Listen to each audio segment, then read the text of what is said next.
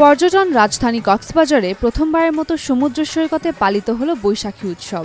সৈকতের লাবণী পয়েন্টে জেলা প্রশাসনের আয়োজনে মনোজ্ঞ সাংস্কৃতিক অনুষ্ঠান ও লোকজ মেলা সকলের দৃষ্টি আকর্ষণ করে। দেশের বিভিন্ন প্রান্ত থেকে আসা পর্যটকরা এই আয়োজন দেখতে পেয়ে বেশ আনন্দিত।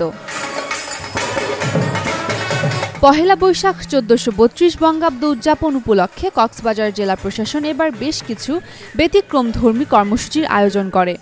সকালে ঢোল, তবলা, দোয়েল পাখি, বাঁশি, ঘোড়া নিয়ে এক বর্ণাঢ্য বর্ষবরণ আনন্দ শোভাযাত্রা অনুষ্ঠিত হয়।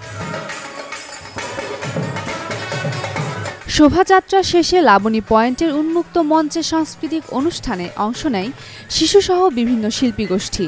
এছাড়াও সৈকত জুড়ে আয়োজন করা হয়েছে দিনব্যাপী লোকজ মেলা, যেখানে বাঙালির ঐতিহ্য ফুটিয়ে তুলেছে অংশগ্রহণকারীরা। সৈকতে লোকজ মেলার পাশাপাশি শিশুদের বিনোদনের জন্য ছিল নাগরদোলা, ফটো ফ্রেম, পান্তা ইলিশ। এছাড়াও কক্সবাজারের তারকা মানের হোটেলগুলো সেজেছে বর্ণিল সাজে। পর্যটকদের আলাদা বিনোদনের জন্য ব্যবস্থা করা হয়েছে নাচ, গান, ঢোলের বাদ্য। এক পাশে সমুদ্র আর আরেক পাশে এরকম সাংস্কৃতিক অনুষ্ঠান, নববর্ষকে বরণ করছি, সত্যি চমৎকার। ধন্যবাদ জেলা প্রশাসন কক্সবাজার যে আমাদের জন্য এত সুন্দর একটা আয়োজন করেছে। সমুদ্রের লাগোয়া যে সি বিচ লাবণী পয়েন্টে এত সুন্দর অনুষ্ঠান দেখার জন্য আমরা আসলেই আনন্দিত এবং উদ্বেলিত।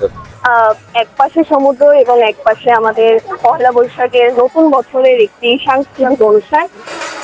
উম্মে রুম্মান ক্রান্তি, ডেইলি সান।